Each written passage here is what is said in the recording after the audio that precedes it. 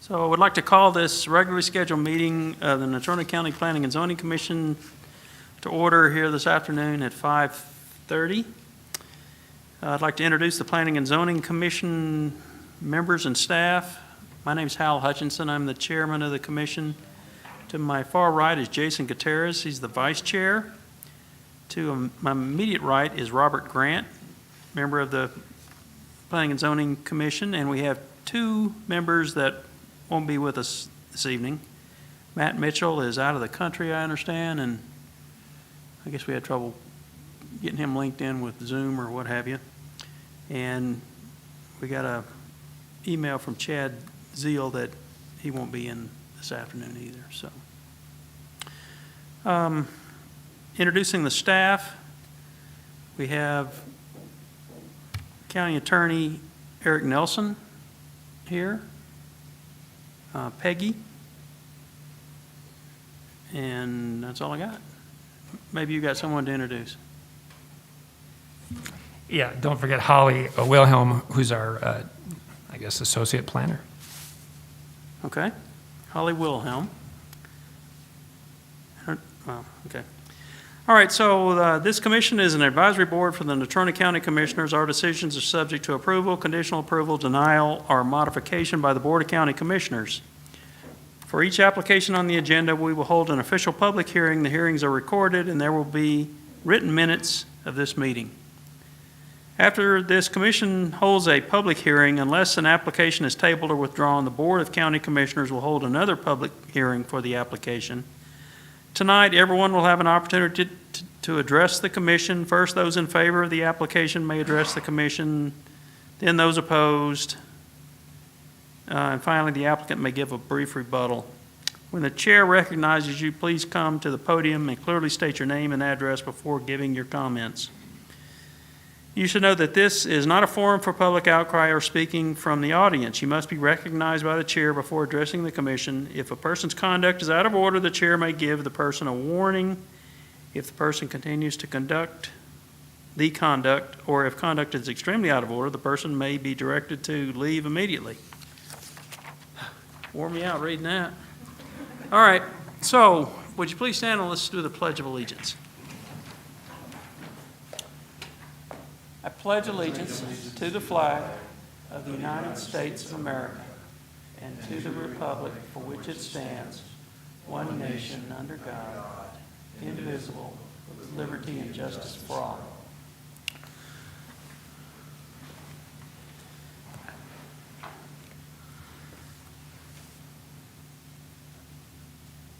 Okay, it's not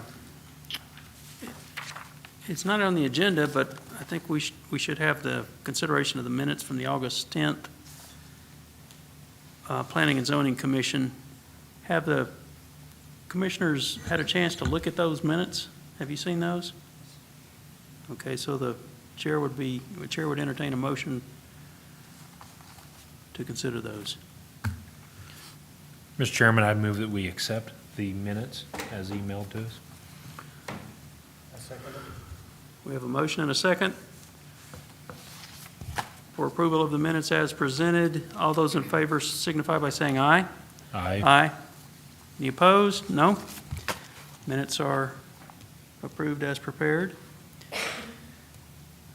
Next item on the agenda is PS 21-005, and that is the Waterman Major subdivision.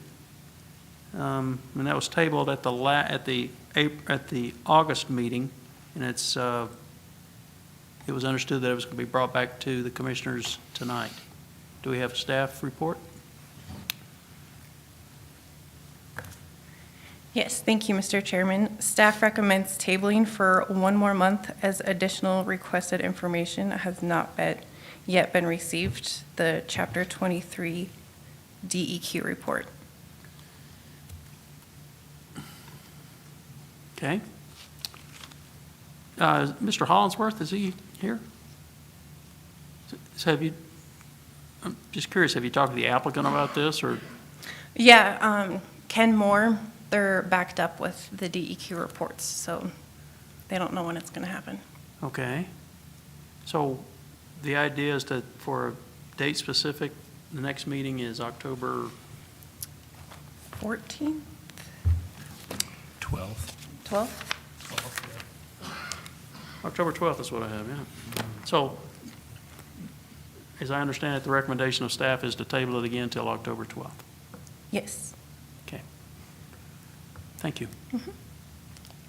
Any questions? All those in, well, I guess, motion to table, or to extend the tabling. I move that we extend the tabling until October 12th. Okay. I'll second that motion. We have a motion and a second to extend the tabling of the Waterman major subdivision to October 12th. All those in favor? Aye. Aye. None opposed? All right. A fairly short agenda this evening. The next item on the agenda is presentation from Logan Simpson regarding the Mountain Land Use Plan rewrite.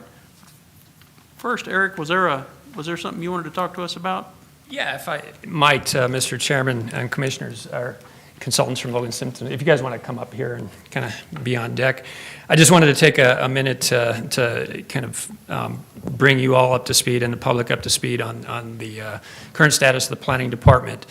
First of all, I want to thank everyone for their patience as we've gone through a difficult transition time.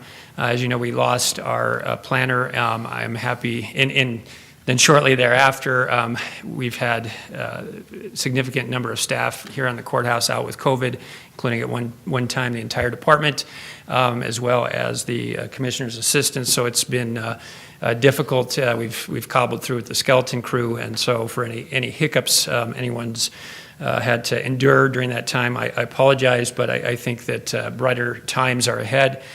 We have extended an offer, and she has accepted for a senior planner position to a lady by the name of Megan Nelms.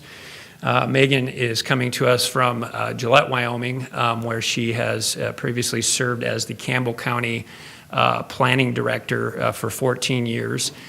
She has a bachelor's and master's degree in planning and is AICP certified, I think since, 2009 or something like that.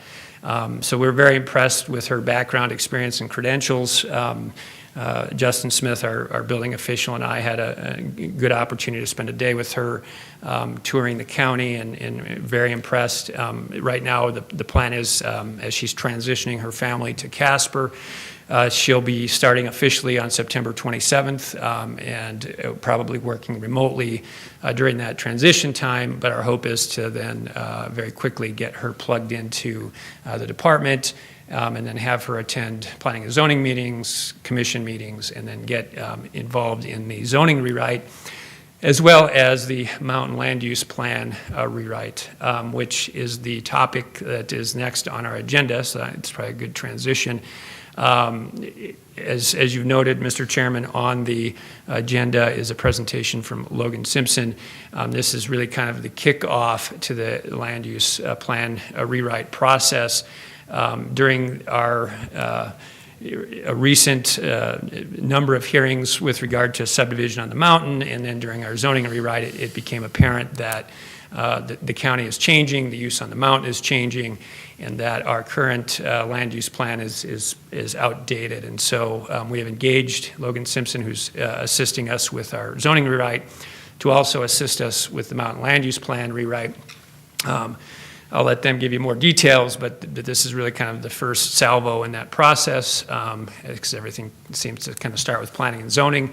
There'll be some public outreach and town halls coming up next month, and then they'll kind of fill you in on the process. So with that, Mr. Chairman, members of the commission, I'm going to step away from the podium and out of the meeting. I have some other obligations.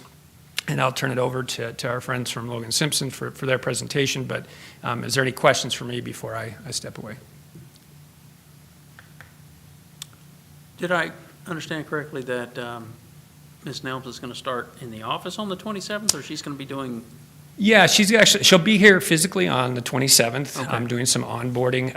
Actually, the 23rd and the 24th, the WildPass State Conference is going to be held here in Casper, which actually, she's an officer on their board, and so I did note that throughout the state, members of planning and zoning are often members of WildPass, and so if that, it's an incredibly great deal. It's like $59 for a year membership, and that gives you access to the conference and all kinds of materials. So if that's something that the members of Planning and Zoning Commission would like, we could certainly get you all memberships. So, and yeah, and so there should be here the 27th, and then from there we'll just be working out a schedule to get her down here as much as possible in person, but acknowledging that she's got a family to relocate, and so it's going to take a little time, and we want to get her on board sooner rather than later. Okay. Any questions, other questions for Mr. Nelson? Thank you, Eric. Okay, great, thank you.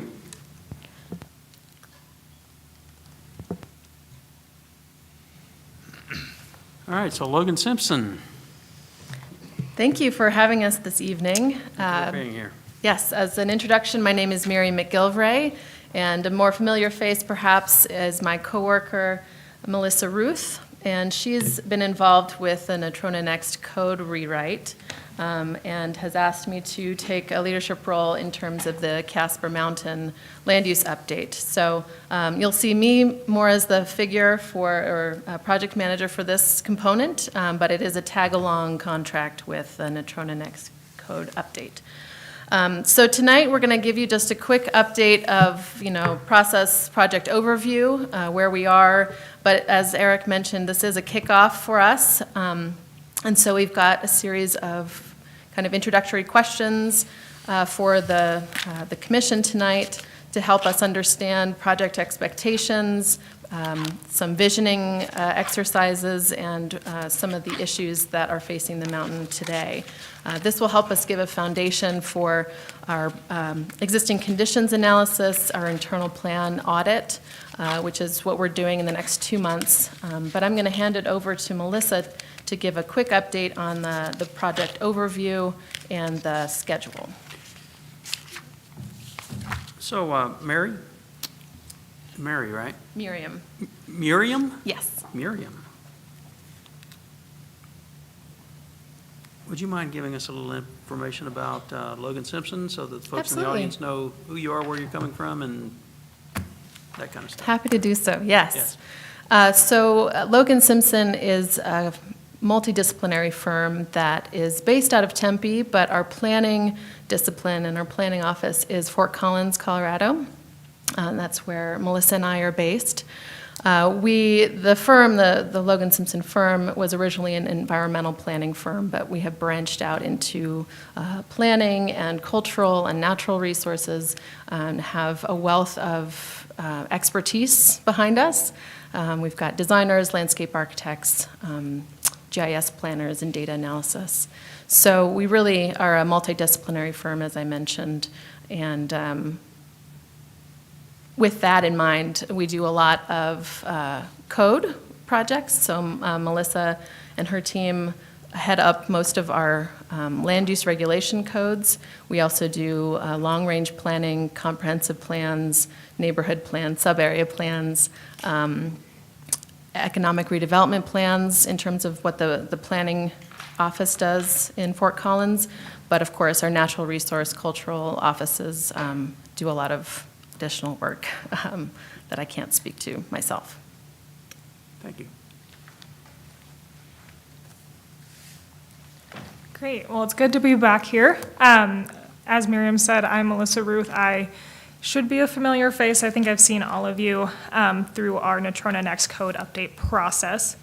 I think we're having a little bit of technical difficulty with the slides, but project overview, as Eric kind of went through, this process came about as a result of the some of the stakeholder feedback that we heard during the Natrona Next stakeholder interviews, as well as conversations at the open house, and then further conversations with staff, county commissioners, and with you all, that there were,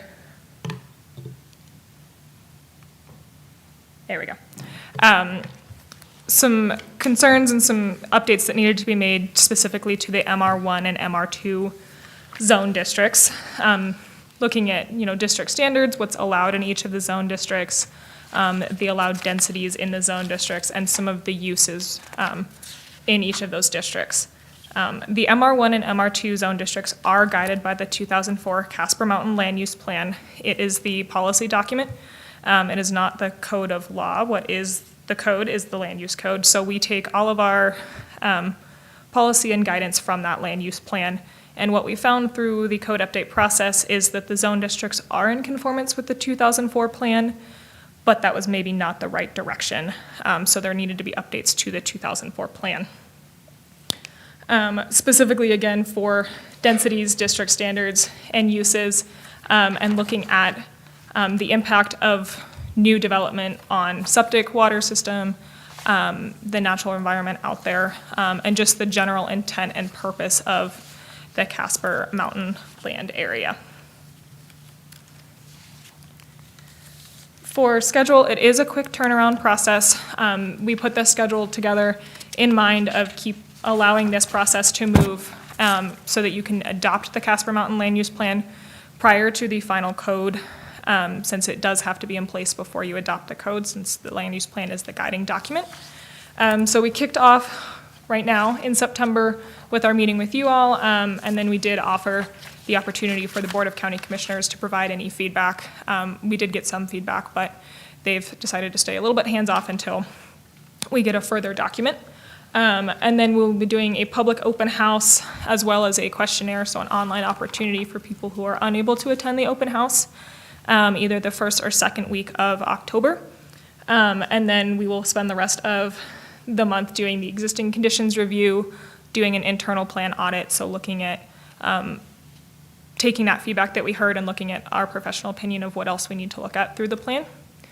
Through the winter, November and December, we will start drafting the plan, looking at the actual text of the plan, what it's going to take to implement it, and then doing another public open house and another engagement opportunity, and then bringing the final draft plan for review with you all at the end of the year, and then moving into a final version of the plan and adoption hearings at the beginning of the year.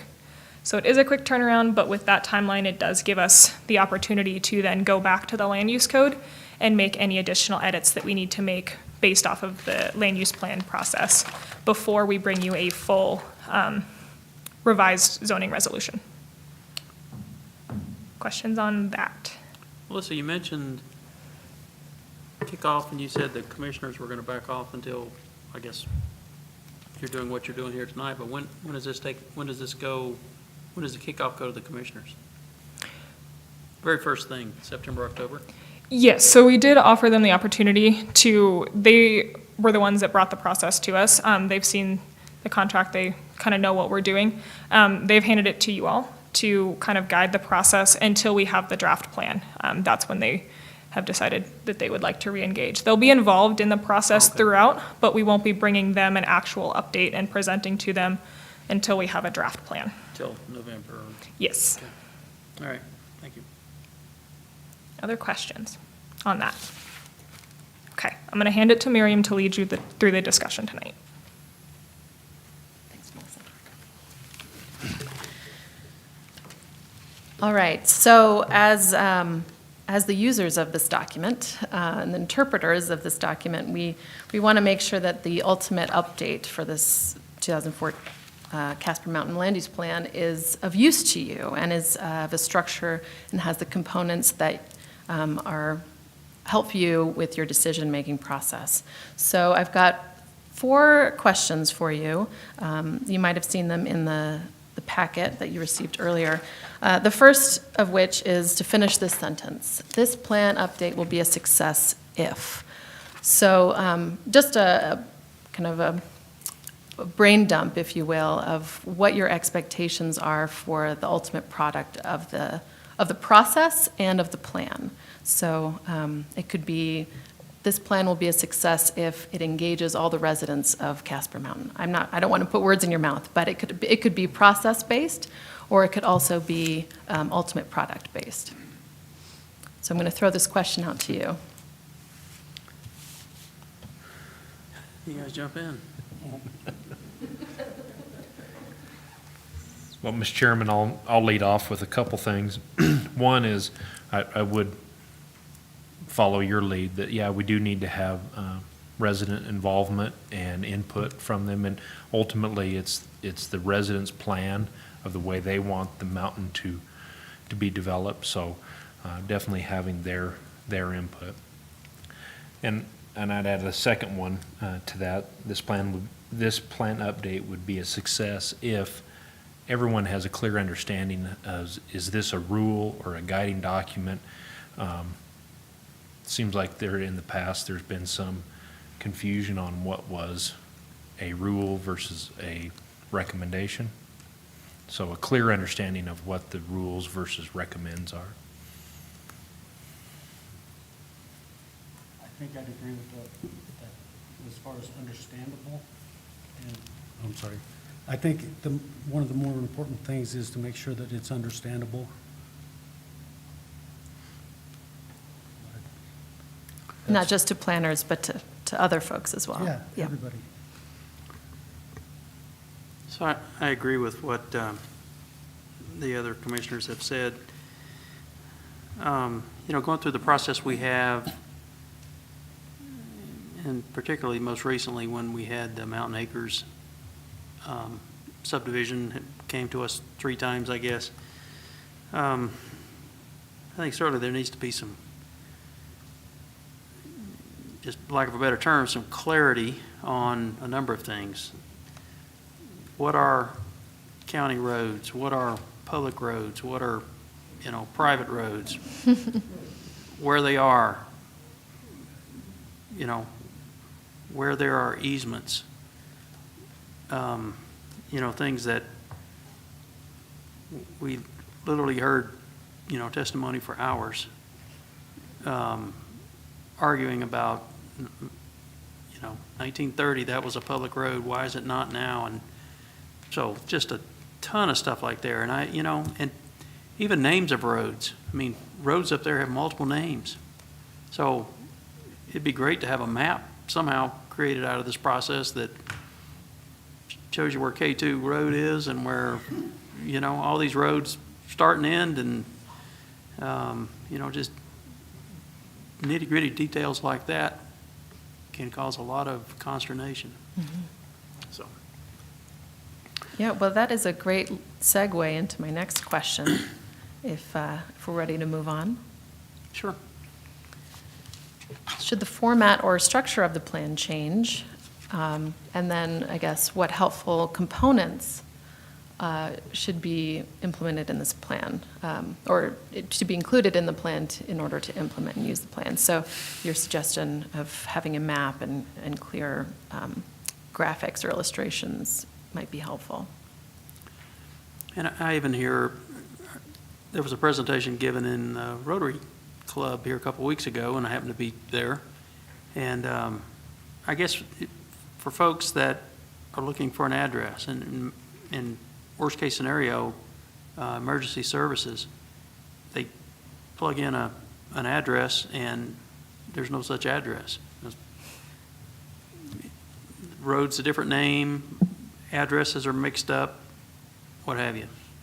So I guess that'd be an expectation as that gets sorted out somehow, so that just like we have here in town, you can find your way around. I think it'd be imperative that we be able to do that up there as well.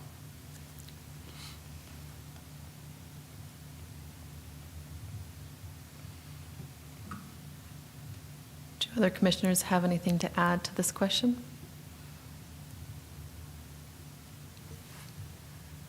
It is positive, I think, that we're doing this at the same time so that they lend themselves to each other better. In the past, it's always kind of been the zoning resolution, and you had this Casper Mountain land use plan that was separate. And while they were referenced and we tried to get them to interlock, there was times there was a discrepancy there. So it's good that, so I guess the structure of the plan, hopefully it'll line up and it'll be in the same format that we're gonna do in the zoning resolution. So the flow ought to be very fluid, and that's a benefit to everybody. Helpful components, I hope we can get through this and we can talk about the different uses. Is there, commercial uses allowed throughout the mountain, or is there just certain areas that have commercial use allowed? And all of those different components that are related to it. Seems to me there was some things that were excluded from happening up on the mountain that maybe we shouldn't exclude. And so it'll be good to have a fresh set of eyes. I think about some mining that occurred in years gone by to provide road gravel to maintain the roads up there. And I think under the current plan, mines aren't allowed. And so, maybe some of those uses that we've said no to in the past, we should revisit and see if there's a benefit to them now. Mm-hmm. I agree. Okay. I don't have anything to add. Well, again, this is a great segue to the next question. So let me add Yeah. one more thing. Mm-hmm. Anytime we've had anything up there on the mountain, there's two different situations. One is like now when there's no snow, and another is when you got 10 feet of snow. And how people get around varies with seasons and snow. So,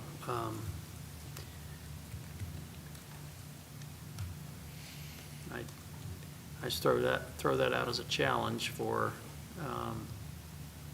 putting this mountain use plan together, is getting a good handle on details even like that. Mm-hmm. Well, so my next question is, what are the current issues that are facing Casper Mountain right now? And perhaps tangentially or in tandem with this question is, how has the current land use plan failed or have gaps for what the community needs up there or changing conditions?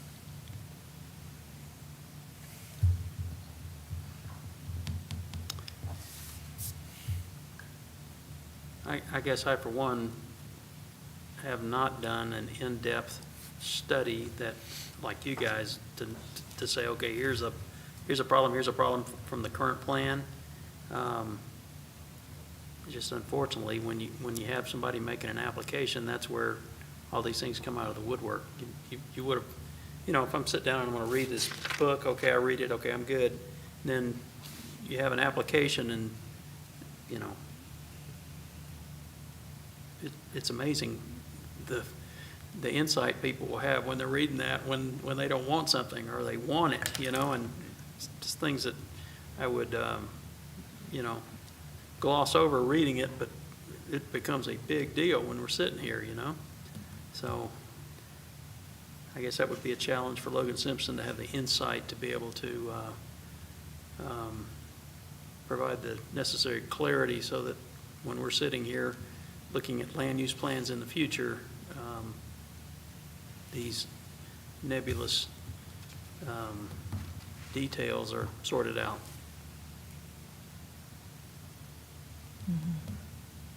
And I can't really point out what they are right now. I just say there's a bunch of them. Right.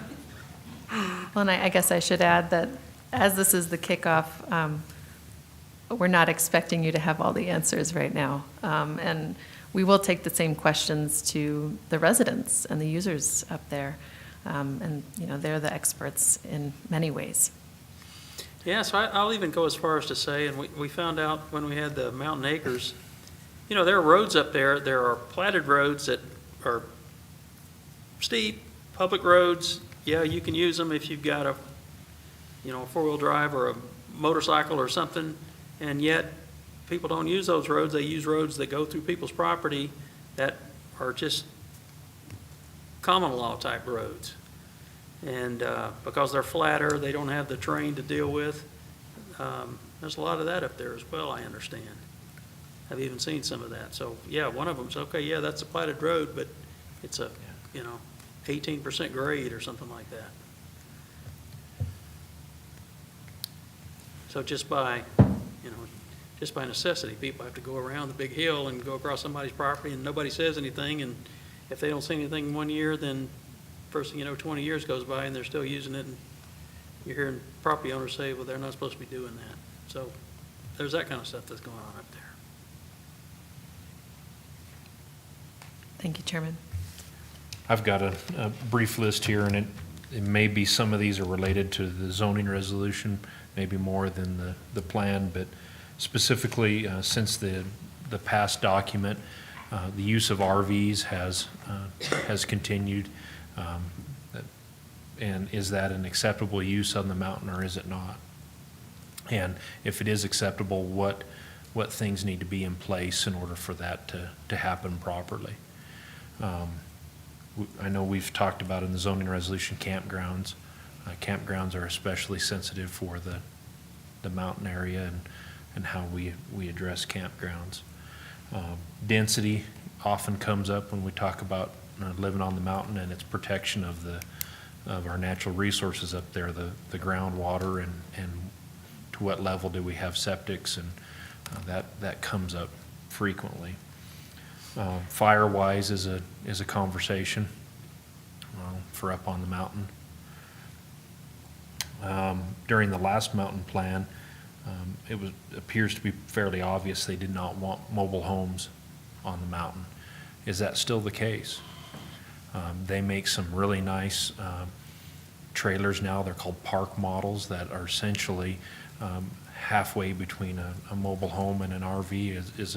Is a park model an acceptable form of dwelling up on the mountain? Accessory buildings are an issue on the mountain. Under the current rules, it was set up where you couldn't have an accessory building unless you had a principal dwelling. And that's really kind of backwards to the way a lot of folks would develop a piece of property. They got to have a storage building to put their tools and their goods in while they progress into a home. So where are we at with accessory buildings? And a close cousin to that is the C-can containers. Where do we stand with those, and are those an acceptable accessory structure up there? Again, those were kind of granular specifics, but things have changed since then, and so it'd be good to update with society's desires, whether that's with RVs or C-cans or tiny homes or any of those things, and find out what the best way for the mountain to continue to grow is. Thank you. Good. Jason kind of touched on it, and I don't know if this is a DEQ, State Engineer's Office, whatnot, but water up there is a huge commodity. There's a few springs, and there's some wells being drilled, and there's always the question, if you drill a well for one lot, you're taking water away from other lots, and there's a tremendous amount of platting that's been done up there for smaller lots, for really small, just a few hundred square feet, I think. How does water availability fit for the mountain? Mm-hmm. And, hand in hand with that is wastewater. How do you manage wastewater when, in many cases, you're probably drawing from the same kettle, water and the wastewater. So there's a lot of geology to be taken into account as well, I would think. And one other thing is the parks up there on the mountain. There's been some controversy in the past with the public park situation up there, and access and, there was a big fire that ran through, was it Crimson? What's the name of on the backside of the mountain? Ponderosa? Ponderosa. Big fire ran through there, and there'd been some talk of, what needs to be done to get that park back up and running. So, public access to parks and what's acceptable with those parks, like RVs or what have you. So less the restoration and more the use of the parks? Access, prioritization of what needs to happen with parks. I don't know where that fits in Natrona County Parks Department. I don't know where that fits into their priority list, but I suspect we need to find out. We've had a development up there since then, the biathlon range. That's occurred since the last plan, and so I guess we ought to look how that should be responsibly grown and how that impacts the residents that are up there. And conversely, how the residents may impact them. But the biathlon park, Ponderosa Park, Crimson Dawn, Bear Trap Meadow. You've got a really unique situation in Hogadon. You have actually that's municipal property. That's within the city limits of City of Casper is Hogadon. So how does that interact with everything that's up there? It'll be a fun challenge. Yeah, lots of stakeholders involved, for sure. Well, it's quite the list, and I'm sure we're going to hear more through the process. My last question, though, is stepping back a little bit. I know you guys deal with a lot of the nitty-gritty interpretation of setbacks and heights and densities as the interpretation of the land use plan and the zoning code.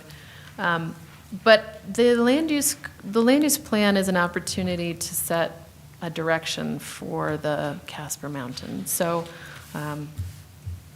I say, what is the vision for the future of Casper Mountain? It's really, what are the values that will be the compass for this plan? How do we want to see development occur? What do we want to preserve, or what do we want to enhance about Casper Mountain? And kind of take a step back and say broadly, and not, we want setbacks or we want the regulations, but overall, what can we try to rally around in terms of the direction for this area? So I'd be open to any comments you might have on that front. I would offer that Casper Mountain is one of the gems of Natrona County, and while growth will occur, we need to protect that natural beauty that exists up there that so many folks have grown to enjoy. And how do you grow that responsibly without compromising the natural beauty and the environment that's up there?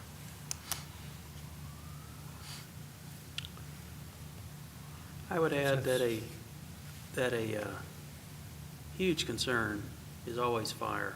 So in the last, 15 years, I guess we've had 2 fires up there, basically one on each end, and you may be aware the majority of the buildings and everything have been saved in the middle. So,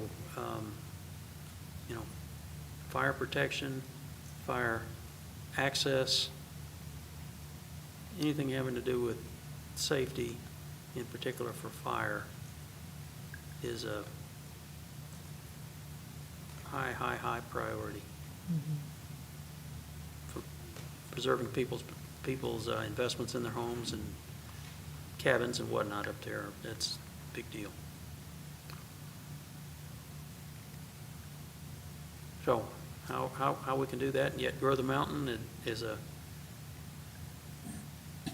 good question.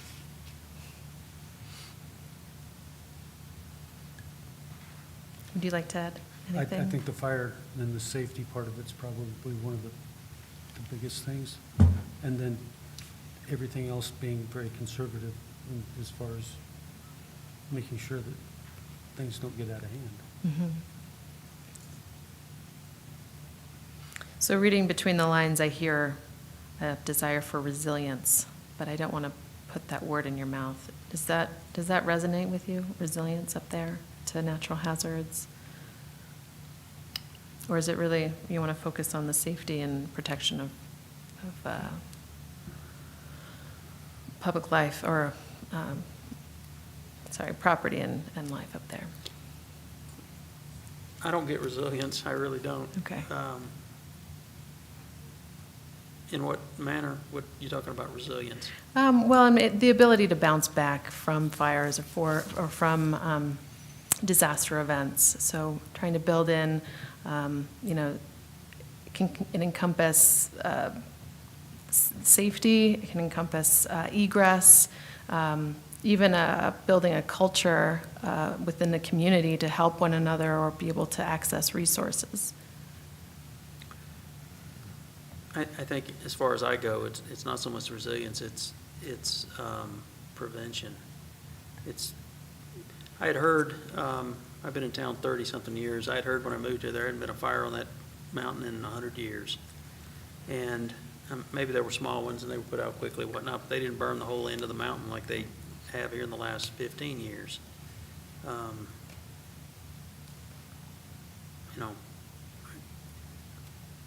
I'd like for 100 years from now, people to say, this part of the mountain hadn't burned in 200 years, and the other part's grown, look what it's done in 100 years. It's just there's a huge ownership of that mountain. People that live there, people that visit there, people that, just think that is, like Jason said, just a absolute gem of Natrona County. And it'd just be a shame if a big catastrophe should befall us.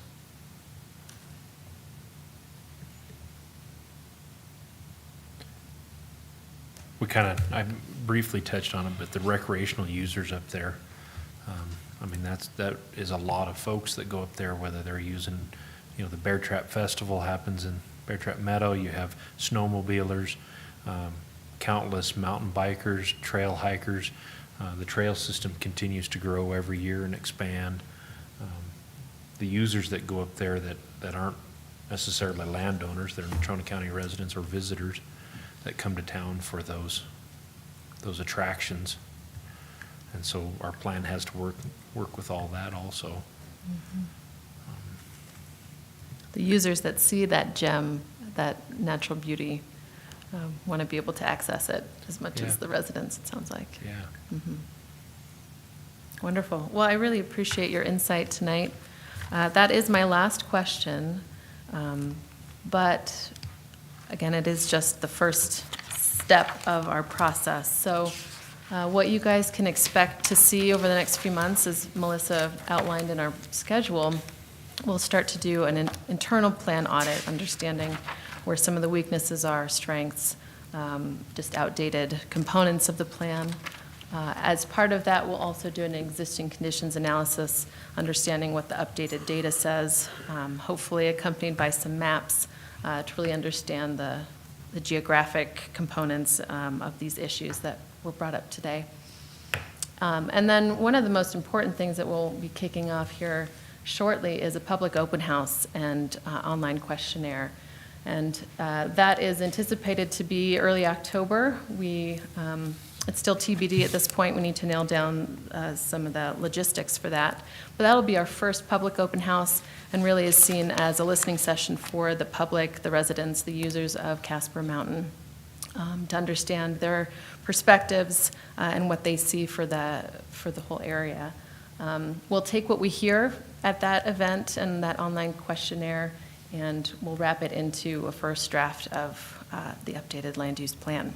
So you'll see that hopefully by the end of the year for your review as well. And we'll come back to the public with that first draft, I should say, to make sure that we got it right and have the public be able to understand and hopefully enlighten and make sure that the clarity is there in terms of the intent of the plan and how it can be used and implemented. So we'll take any questions. Melissa and I are here for the night, so if you have any questions about the process or next steps, please let us know. I have a suggestion that that public open house, I don't know if you're thinking about having it here or where, but I would think up on the mountain where those folks don't have to pack up and come all the way down here and everything. If they could have it up there at Hogadon or somewhere like that, I think it'd be a lot more convenient for the folks up there. That is a good suggestion. We've been toying with that as well. Okay.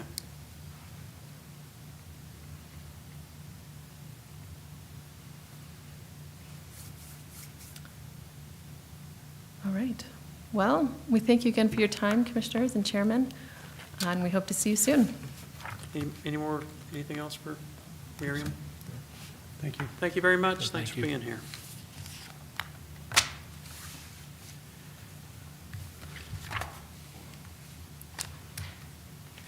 Okay, so audience, what you've heard tonight is everything we have on the agenda with the exception of public comment.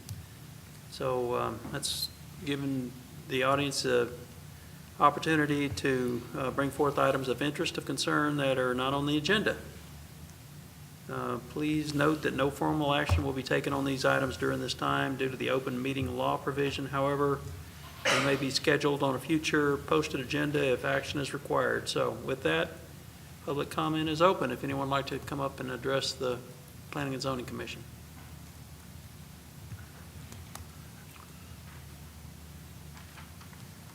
I don't know if you call us the Three Musketeers or the Three Stooges sitting over there, but you're pretty eloquent, with your comments, and you guys have been paying attention. You've been paying real close attention, and you've been listening, and I want to thank you for that.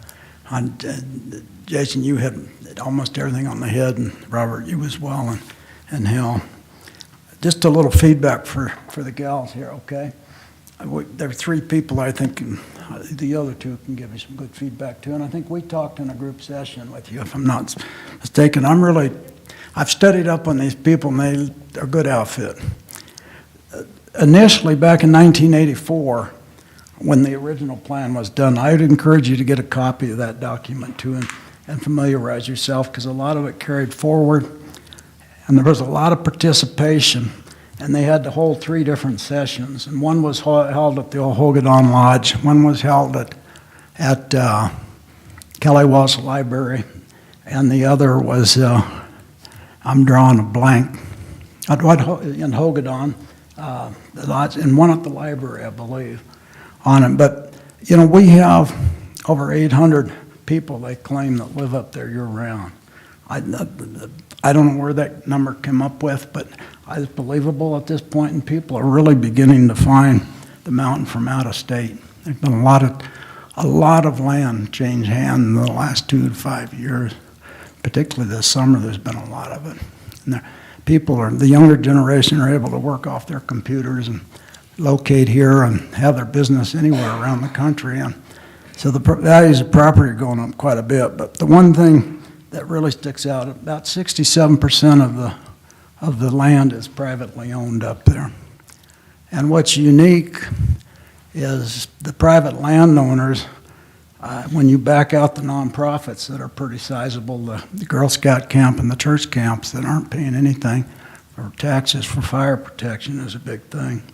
So the single biggest thing you're going to find you really need to work on is fire district funding. There's about $51,000 a year generated roughly.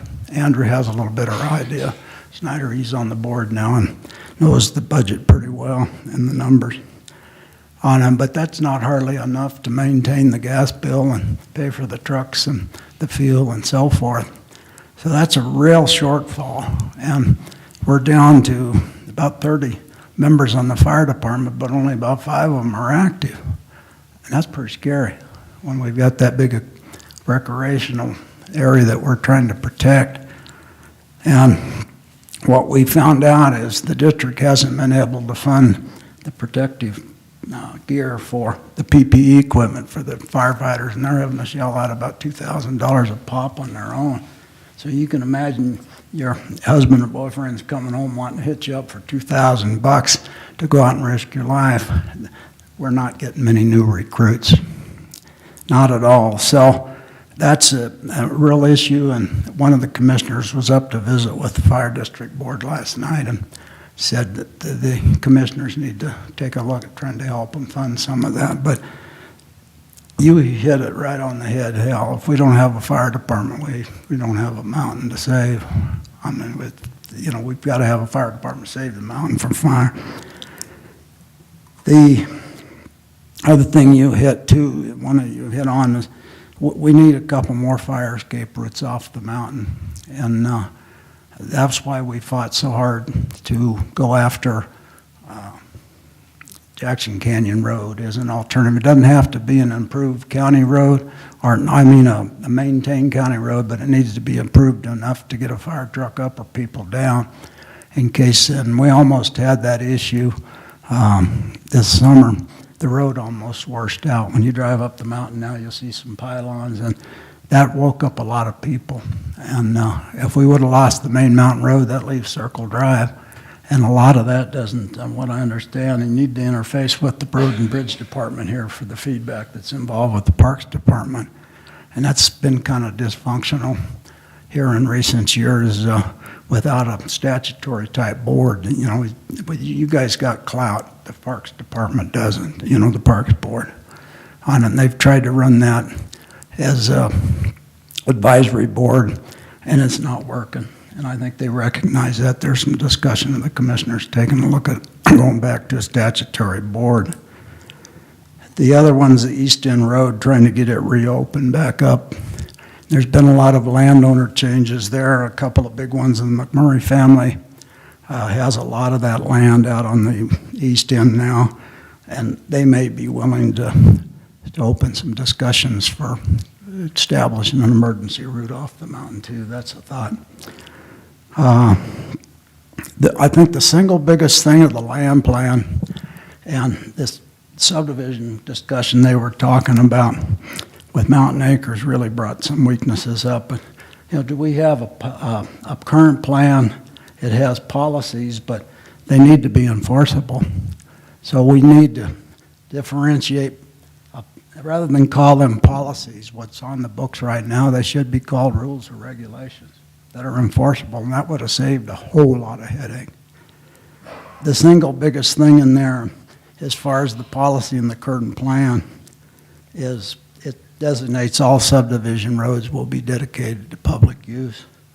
And I don't know, it was ironclad to try to get rid of some of the gridlock because of all the private roads and for the future, and I think you guys understand that on them. But I don't know if across the board makes sense in every subdivision application. I think as long as there's a through road and, the county rules and regulations, subdivision rules and regulations, they get part of the way there. They talk about if it makes logical sense of an extension of an existing road or whatever. But if it's a cul-de-sac road going to nowhere, then why does it need to be public, But I don't know how to answer that, but you're going to have a lot of people hit you with that when you have these open houses.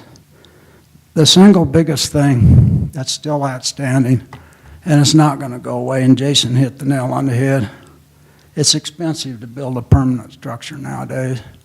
And society has changed, with the next generation and so forth. Park model trailers, you know that, are real nice RVs.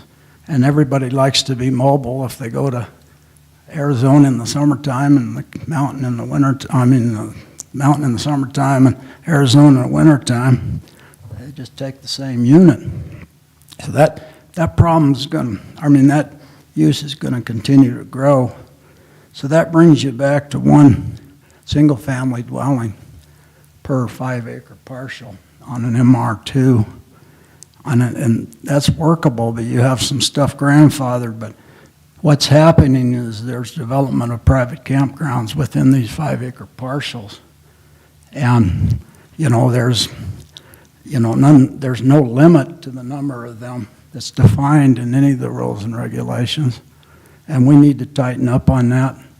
I don't know what the magic number is, but to build a permanent cabin, you've got to meet the Firewise requirements, and these trailers aren't meeting the Firewise requirements, and you're putting up to 5 to half a dozen of them at a time in some cases on them. There's, I drove around the other day, there's quite a few with 3 and 4 trailers sitting on it, and that's growing, and I don't want to, I'm not advocating blackballing those people, but if you're going to have a Firewise program, which makes sense to prevent fire, then you need to be consistent across the board.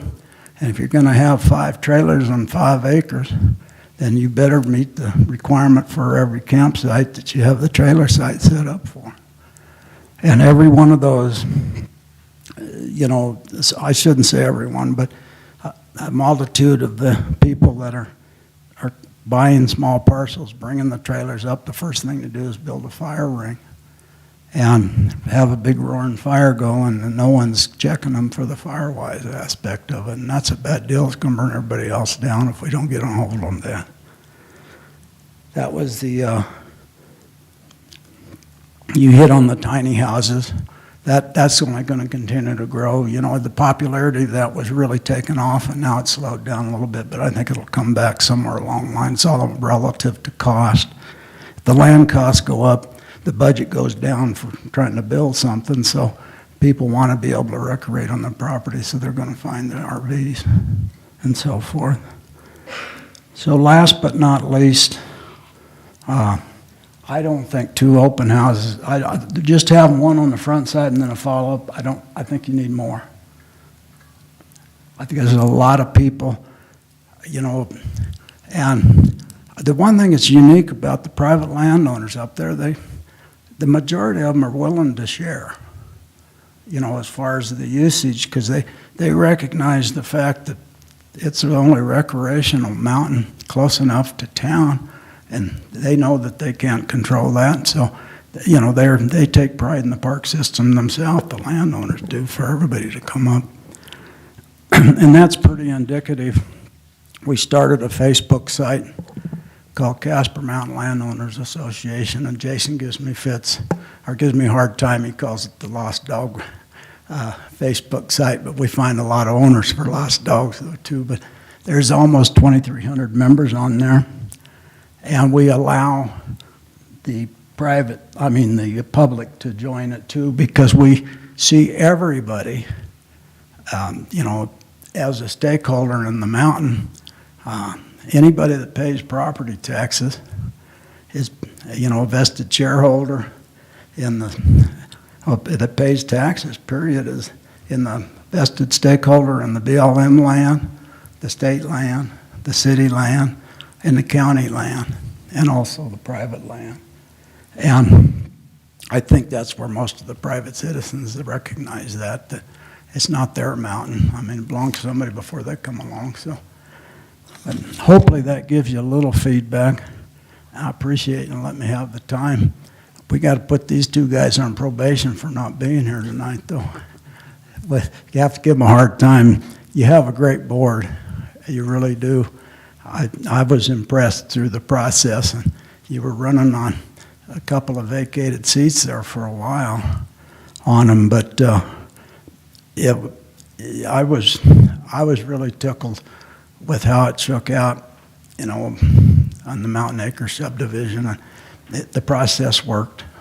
I think the attorney's comment to me was, we just all need to learn how to get back to agree to disagree and still get along on it, and I think that's where it ended up in that whole thing, I hope. But the whole thing is, if you got a set of rules, and that's what you're working on here, you got to enforce them fairly and consistently, and they were running naked because of it never was defined that those policies were regulations or rules. Does that make sense?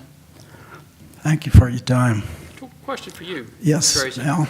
Are these both ends of the mountain that burn, is there a reforestation effort going on up there? There really isn't. and it's coming back like gangbusters by itself in different pockets. Thank God there's a couple of loggers, Powers and then Bob W. Powers is out of Douglas that stepped up, and they're cutting a lot of the dead stuff, but they were going to run out of time because in some cases it got so hot it opened up the cones, and some of the saplings are getting up to 3 foot high down below us now, and the aspens are coming back with vengeance. So, what I've observed is it's just been a short window of time to get in there before you start tearing up what's been growing back on its own to get the old cut out. But there's been a lot of wood go off the mountain, and then when you get back up on certain vistas, you can see that they've done a remarkable job getting that stuff cleaned out of there. But the reforestation efforts, no, there hasn't been. When Weaver was still alive, and bless his heart, he put the pine beetle thing together and had enough perception on it with the forestry management thing. Had he not done that and everybody bite off on the program and do their mini forestation, we would have lost the whole thing like Granby has and down around Winter Park. And I don't know if anybody's been up over the pass from Du Bois to Jackson, but that makes you sick. All that's been beetled and killed and so forth. So we're lucky to have what we have. And, you hit the nail on the head. We got the center of the mountains, the only thing that hasn't burned on them. So the state, and Eric has a little bit of information. In fact, he tipped Andrew and I off when we had a meeting with him when we were discussing Jackson Canyon Road. But the Firewise program's losing all this grant money for reimbursement for people to motivate to do their mini forestry programs. So that's a concern, and you might make note of that. I don't know if that's a national deal or just something within the state of Wyoming, but that's a concern on them. So the state forestry department, they used to have a tree farm down in Burns or somewhere, and I don't know if that program is still in effect or not, but we ought to get Brian Anderson in here one of your meetings to give you an overview of what their program's all about these days. Okay. Thank you. Thanks, Tracy. Uh-huh.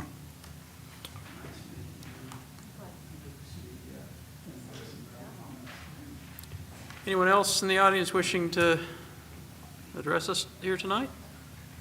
Hi there. Good evening, Andrew Schneider, 8711 Everett Lane.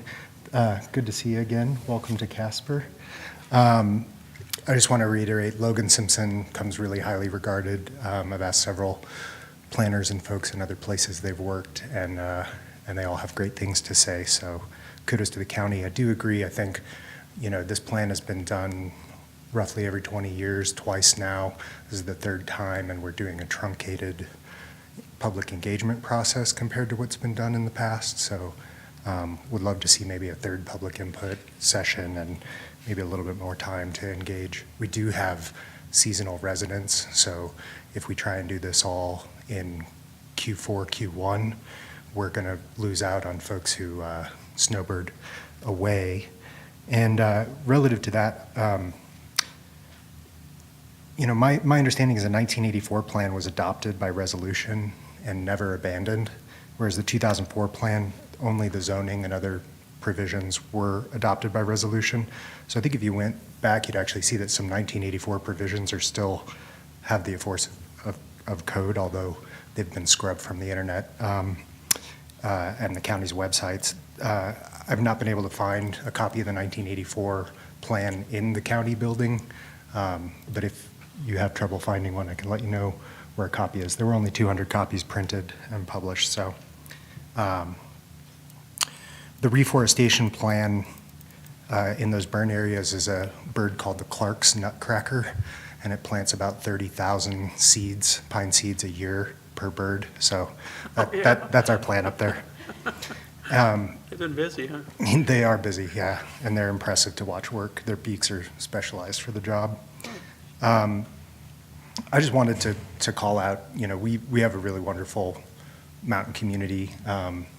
over the weekend, I took a ride across the mountain to visit some folks on the west side. I live on the east side, and one neighbor came up and had about 1,000 onions. So they were passing out onions neighbor to neighbor. And as I'm heading home, I get tomatoes and I get green chilies and habaneros and jalapenos. So everyone could come over to my place tomorrow for chili. But it really is a special place. And I appreciated what you said, Jason, and I think all the commissioners here addressed, which is that it's a special place, it's a unique asset, and it's worth protecting so it doesn't get overrun. And I think most directly to that point, the previous plan, the 2004 plan, implied that we could just develop every 5 acres with a septic and water, and there was not really research done to see that the water's not there. And increasingly, water in places is just drying up. So we need to look at in the future that the water resources that are available now may become more scarce as a result of climate. Just a couple more things I wanted to jump on. I think that you kind of hinted around the transit and transportation elements of the plan, which are not there. And specifically, the state does the snowmobile path. The county used to do that. Might be a good idea to bring that back all in-house at some point, although funding could be a conversation. But the county can actually allow snowmobiles over county roads, certain county roads, and that might be a better solution than trying to do a road and a path in some areas. Because you have to remember that snowmobiles and over snow vehicles are not just recreation for visitors, but that's how I get to doctor's appointments, to school, to work. This is our transportation in the winter. So we need those elements in there. It's interesting that the MPO area, the Metropolitan Planning Organization area, covers the face of the mountain, but not the back of the mountain, and that's caused some real issues about them being able to engage and provide some brain trust in that area. So I think that, I would hope this plan can address some of that. I think you all hinted at some community planning elements. So, we have school activities, for example. Are the schools paying in for fire protection to the extent that they're using it? As the city, as the county? How are we using our cultural resources on the mountain? So we have museums, not just parks and recreation and outdoor stuff. So how do we bake those in? Thinking also about the sort of cultural piece. A lot of the homesteading that happened on the mountains was in the 30s, and in historic preservation world now, those buildings are becoming the buildings that we preserve. So as where our county's always focused more on Civil War area historic preservation, now you're seeing buildings from the 20s and 30s in an urban environment. So what are our sort of historic preservation zones and assets up there that need to be preserved? What are the endangered historic assets? What are the setbacks and corridors that sort of relate to that? I think two of the biggest issues, and Jason, you hit these on the head, is that there's new development, a demand for new development, number one. And so I would recommend doing what's been done in the past when we redo these plans, which is to put a moratorium on that so that we say, no, let's figure out these issues that we just learned about through the Mountain Acres subdivision. Let's get those in the books before we have more applications coming forward. And the other issue that goes with new development is turnover in landowners. So you have a significant amount of properties that are for sale and being sold in the last 2 or 3 years, and it seems to be reaching a fever pitch up there. So as that's happening, we're having tax hikes,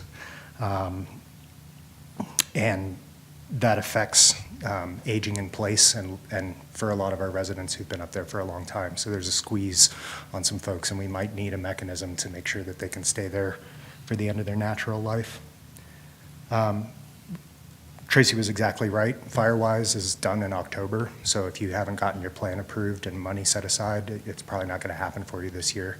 But I think there's an opportunity for the county to get involved, perhaps hiring a grant writer to open that program back up and take that on. And when we talk about the middle of the mountain that hasn't burned, we talk about, okay, we have a couple $100,000 to spend every few years on Firewise.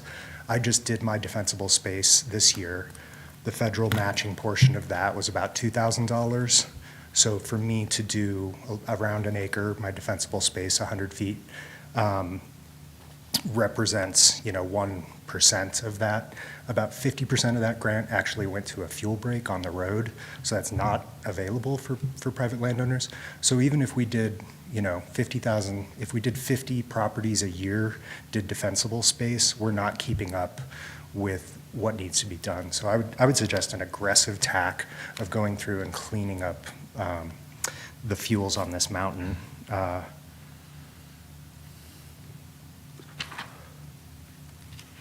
And then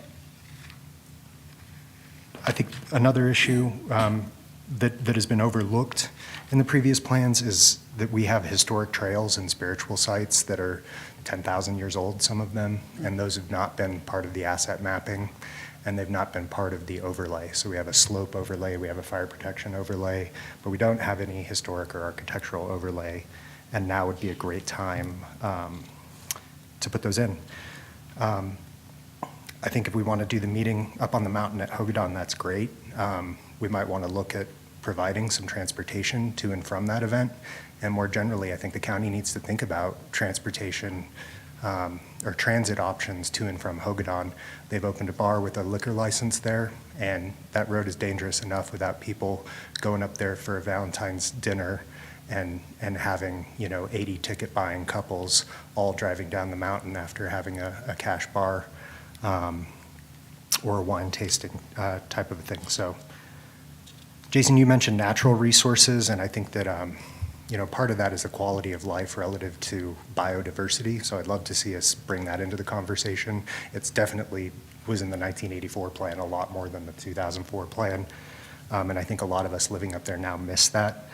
And in addition to the water and septic that you talk about, I think we need to look at electricity.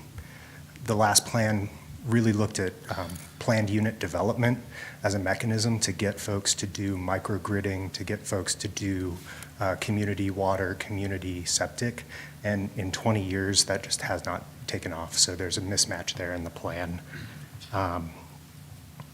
And just leave you with kind of the theme, I think, that it would be nice to see in this plan if we integrated more of the resource and infrastructure plans, so road, bridge, transportation, parks, and rec, and put a 10 or 20-year timeline on that and put financing in. Who's responsible for carrying forward these pieces?